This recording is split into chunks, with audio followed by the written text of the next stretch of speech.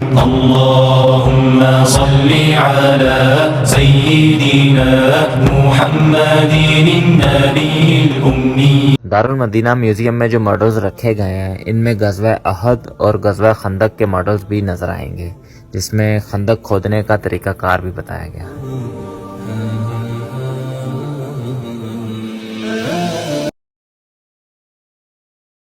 وہاں پہ موجود ہوں، یہاں کافی انٹرسٹنگ ماڈلز ہیں جو کہ پوری مدینہ کی ہسٹری اور کعبہ کی ہسٹری ڈیٹیل سے بتائی گئی ہے۔ یہ حضرت عائشہ کا حجرہ ہوتا تھا، حضرت صلی اللہ علیہ وسلم یہاں آرام فرماتے تھے اور یہ مسجد نبوی کا دروازہ تھا اور یہاں پہ نماز ہوتی تھی۔ پھر جب حضرت صلی اللہ علیہ وسلم کی ڈیتھ ہوئی تو حضرت ابو بکر نے فرمایا کہ نبی کو وہیں دفنایا جاتا ہے جہاں ان کی ڈیتھ ہوتی، تو اسی حجرے میں ان کی قبر بنائی گئی اور ان کو دفن کر دیا گیا، اور یہ پھر دروازہ بند کر دیا گیا کیونکہ حضرت صلی اللہ علیہ وسلم کے استعمال میں رہتا تھا، تو ان کی قبر بن گئی۔ اور حضرت بی بی عائشہ جو ہے اسی طرح رہتی تھی صحن میں۔ پھر حضرت ابو بکر کی جب ڈیتھ ہوئی تو انہوں نے فرمائش کی کہ ان کی قبر جو ہے، جو ان کا سر ہے، حضرت صلی اللہ علیہ وسلم کے کندھے کی ساتھ ہونا چاہیے، تو وہ ہو گیا۔ تو تب تک بھی ایسے ہی تھا کیونکہ حضرت عائشہ جو ہے ان کی بیٹی تھی، لیکن جب حضرت عمر کی ڈیتھ ہوئی تو انہوں نے بھی مرنے سے پہلے یہ خواہش ظاہر کی تھی کہ ان کو حضرت ابو بکر کے کندھے کے ساتھ اللهم صل على سيدنا محمد النبي الأمي۔ يا نبي السلام عليك، يا رسول سلام عليك، يا حبيب سلام عليك، صلوات الله عليك، يا نبي سلام عليك، يا رسول سلام عليك، يا حبيب سلام عليك، صلوات الله عليك۔ ابھی میں دوسرے ہال میں آیا ہوا ہوں۔ پین ہوتے تھے نا، پین وغیرہ قلم، تو یہاں پر رکھنے کے لیے جیسا باکس بولتے ہیں اپنے پاس، اس ٹائم کا باکس ہے، اور یہ کچھ الگ ڈیزائن میں ہے، اور یہ بھی یہاں پر پین رکھتے تھے، اور یہ والا جو ہے اسٹیمپ ہے، اور یہ لکڑی ہے اس پہ، جیسے کہ اپنے پاس بورڈ ہوتے ہیں نا کالجز میں، اسکول میں، تو ویسے ہی یہ لکڑی کو بورڈ کے جیسا استعمال کیا جاتا تھا قرآن پڑھانے کے لیے، اور یہ سب ایزیلی مٹ جاتا ہے۔ اور ویسے بھی یہ بھی وہی ہے اسٹیمپ، وہ بھی یہ اسٹیمپ اور اسٹوریج کے لیے۔ یہاں پہ جو ہے بہت ہی خوبصورت چیز موجود ہے، آپ کو اچھی طرح سمجھ آئے گی تاریخ کی۔ یہ ہے کعبۃ اللہ کی شکل کس طرح تھی۔ یہ جو ہے بیت اللہ کی شکل تھی۔ نوح علیہ السلام کے طوفان کے بعد جب پوری دنیا جو ہے جس میں غرق ہو گئی تھی، اس وقت جو ہے کعبۃ اللہ اس طرح کے شکل میں تھا، جیسا کہ آپ یہ مٹی کا ایک وہ دیکھ رہے ہیں۔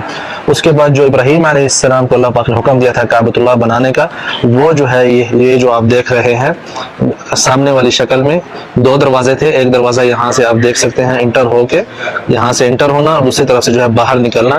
یہ ابراہیم علیہ السلام اور اسماعیل علیہ السلام نے بیت اللہ کے قواعد بنائے تھے، مطلب اس کی جو بنیاد بنائی تھی، بنیاد کے اوپر دوسری مطلب اونچائی کی تھی، یہ ابراہیم علیہ السلام کے زمانے کا ہے۔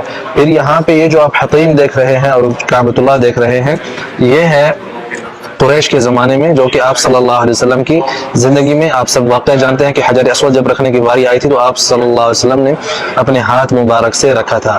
تو یہ جو ہے کعبۃ اللہ اس زمانے میں ایسا تھا، ٹھیک ہے۔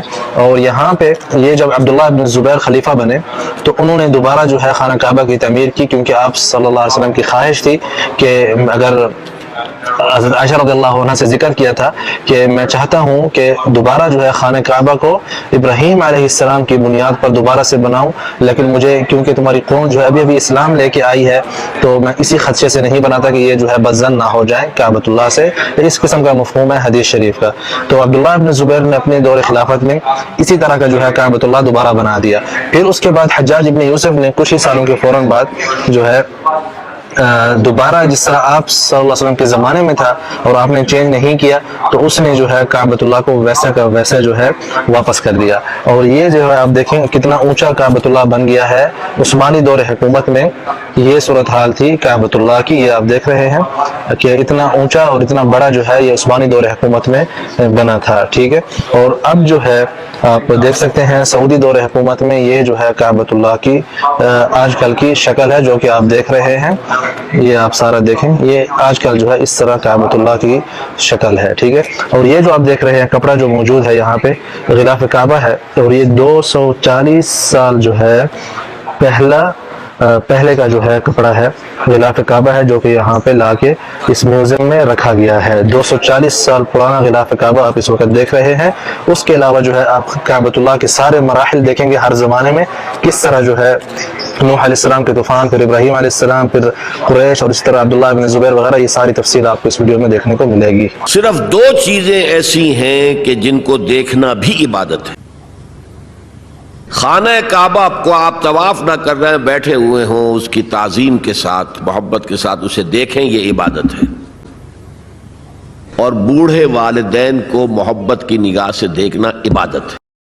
क्या आपको पता है कि काबे का कलर हमेशा से ब्लैक एंड गोल्ड नहीं था? हिस्ट्री में काबे का गिलाफ कई बार बदला जा चुका है। 2000 साल पहले यमन के बादशाह ने सबसे पहले काबे पर कपड़े का गिलाफ चढ़ाया था। हुजूर सल्लल्लाहु अलैहि वसल्लम ने व्हाइट और रेड कलर के यमनी कपड़े से काबे पर गिलाफ डाला था। उनके बाद अबू बकर और उमर रजी अल्लाह तआला अन्हु ने काबे पर व्हाइट और गोल्ड कलर का गिलाफ डाला था। फिर अब्दुल्ला बिन जुबैर ने काबे को रेड कलर के सिल्क क्लॉथ से कवर किया, और 400 साल बाद सुल्जुक के सुल्तान ने काबे को येलो कलर के सिल्क क्लॉथ से कवर किया। उनके बाद अब्बासी खलीफा अन्नासिर ने काबे को ग्रीन कलर के सिल्क क्लॉथ से कवर किया, और फिर अपने आखिरी वक्त में यानी तकरीबन 800 साल पहले उन्होंने काबे को ब्लैक और गोल्ड कलर के किस्वा से कवर किया, जिसे हम आज भी देखते हैं। आपको किस्वा का सबसे अच्छा कलर कौन सा लगा? आखिर तक देखने के लिए शुक्रिया।